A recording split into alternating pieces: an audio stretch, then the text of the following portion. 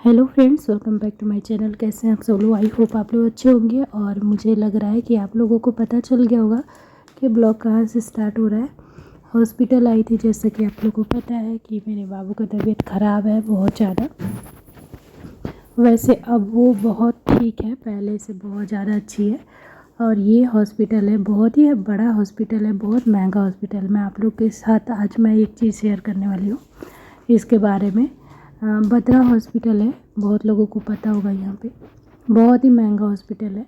और कोई भी माँ बाप, चाहे कोई भी इंसान जो बीमार होता है, वो बहुत उम्मीद लेके डॉक्टर के पास जाता है। आप लोग देख सकते हैं मेरे बाबू का फेस कैसा हो गया है।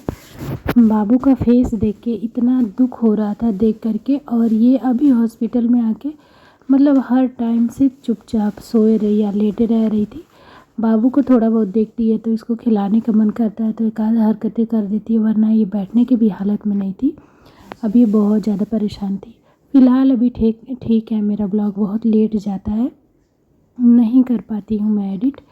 तो अभी यहाँ पे आए हॉस्पिटल और मैं कह रही थी कि बहुत उम्मीद लेकर के हम लोग जाते हैं डॉक्टर के पास, लेकिन आजकल ना डॉक्टर भी इतने बेकार होते हैं कि क्या बताऊँ आप लोगों को। कुछ डॉक्टर ऐसे होते हैं कि जो लोग की हरकतों से ना विश्वास ही उठ जाए। लोग बोलते हैं कि डॉक्टर भगवान होते हैं, पर पता नहीं लोगों के कहाँ से इतना लालच आ जाता है। जो जितना पैसा कमाता है उतना ही पैसा कमाने के चक्कर में पड़ा रहता है।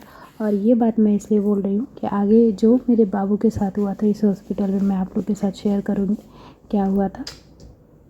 अभी मैं यहाँ पे वेट कर रही थी इसका एक्सरे वगैरह का। यहाँ पे एक्सरे करवाना था, ब्लड टेस्ट बहुत सारा लिखा था, ब्लड टेस्ट हो गया था, एक्सरे करवाना था। फिर हॉल में मैं बैठी थी, मेरे देवर लेकर आए थे मेरे को, फिर मेरे हस्बैंड आ गए। हम लोग बाबू को एडमिट करने ही वाले थे, पूरा फॉर्म हम फिल कर दिए थे। डॉक्टर बार बार बोल रही थी एडमिट करने के लिए। 3 बार गए, 3 बार बार बार कह रही है एडमिट करो। बाबू के फेस पे जो रेड रेड रैशेस पड़े थे ना, उससे हम लोग को बहुत डर लग रहा था।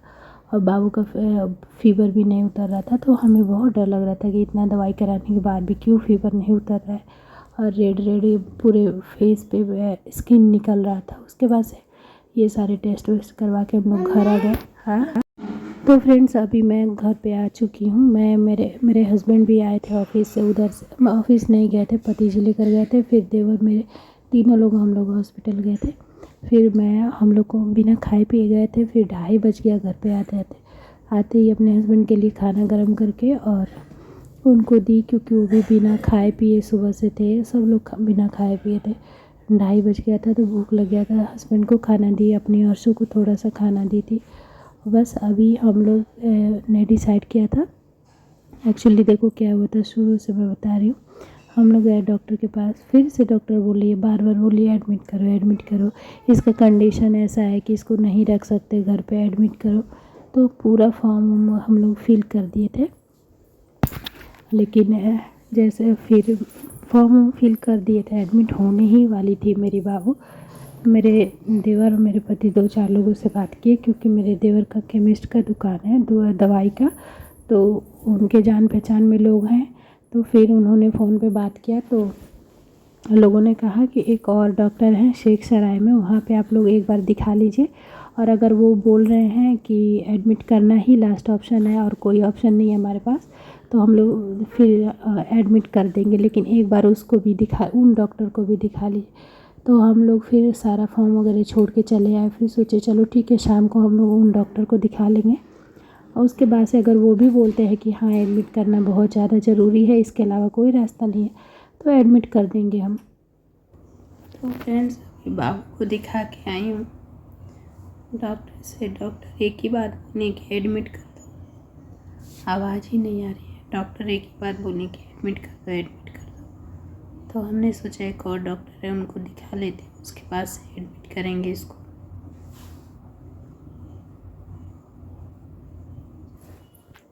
तो फ्रेंड्स अभी बाबू को लेकर के हम लोग जा रहे हैं, फिर से देखते हैं डॉक्टर क्या कहते हैं। दूसरे डॉक्टर के पास जा रहे हैं। अगर ये भी बोलेंगे कि नहीं हमें एडमिट कराना ही है, तो हम लोग उधर से करा लेंगे। बाबू को ये देखो, इनको भी लेके जा रहे। चलो लल्ला बाबू। तो पूरे दिन इंतज़ार किए, फिर शाम हो गया तो मैं मेरे देवर यहाँ से जा रहे हैं, मेरे हस्बैंड जो है ऑफिस से उधर से आएंगे। और मेरे देवर भी बहुत ज़्यादा परेशान हो गए थे, उनको भी समझ नहीं आ रहा था कि क्या हो गया बाबू को कि ठीक ही नहीं हो रही है। हमेशा तो नॉर्मली दवाई देते हैं तो ठीक हो जाती है, पर इस बार ठीक नहीं हो रही है। टेंशन के मारे मेरा हालत ख़राब है, सबका हालत ख़राब है टेंशन की वजह से, क्योंकि हम लोग को नहीं समझ आ रहा था कि क्यों इतना हो रहा है। तो अभी हम हॉस्पिटल आए हैं, पहले वाले हॉस्पिटल आए हैं रिपोर्ट लेने, और इसके बाद से यहाँ से रिपोर्ट लेंगे, जाएंगे दूसरे डॉक्टर को दिखाएंगे। अगर वो भी डॉक्टर बोलते हैं कि अभी एडमिट करना है तो हम वापस आकर के यहीं पे एडमिट करवाएंगे बाबू को।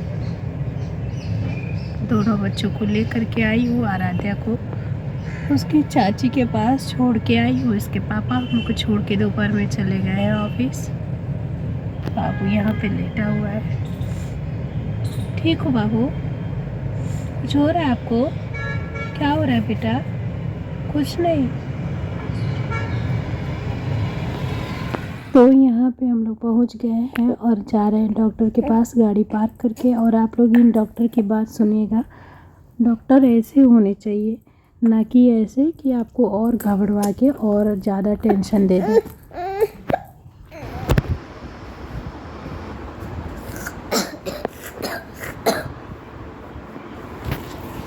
रुको इधर कर।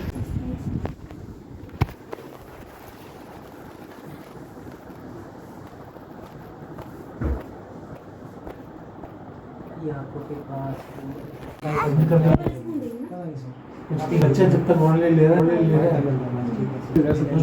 तो चिंता नहीं कोई। खाने पीने में क्या दे सकते? कुछ भी पिलाइए इसको, बस लिक्विड सब दही दे सकते हैं, नहीं सब कुछ दो। दही दे सकते हैं। उनको जुकाम भी पहुंचा। कक्षा रुपये कुछ नहीं होता। एक्चुअली ये कहती है दलिया के साथ उनको घी चाहिए, वो दही चाहिए। दो ना, हम लोग मना कर रहे हैं कि डॉक्टर कह रहे हैं कि मर्द ठंडा हो जाएगा। तो गैस होगा वो अच्छा रहेगा। ठीक।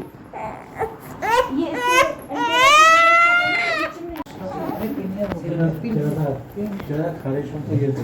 अच्छा अच्छा, क्या बता देना एक टाइम देख दो। अच्छा दो सर, वैसे इतना डिले हो गया है, जैसे 15 दिन हो जाएगा, 2 दिन घबराने की कोई नहीं नहीं कोई नहीं। जब तक एक बच्चा ऑनलाइन ले रहा है, मुँह से ले रहा है, तो उसको चिंता नहीं है, एडमिशन देखो जरूरत है। वही सर, थोड़ा सी एडमिशन तो फाइट हो रही है। मुझे गुस्सा आ रहा है। किस बात का गुस्सा आ रहा है? मेरे पास सारे ऐसी रेजर 2 नहीं है।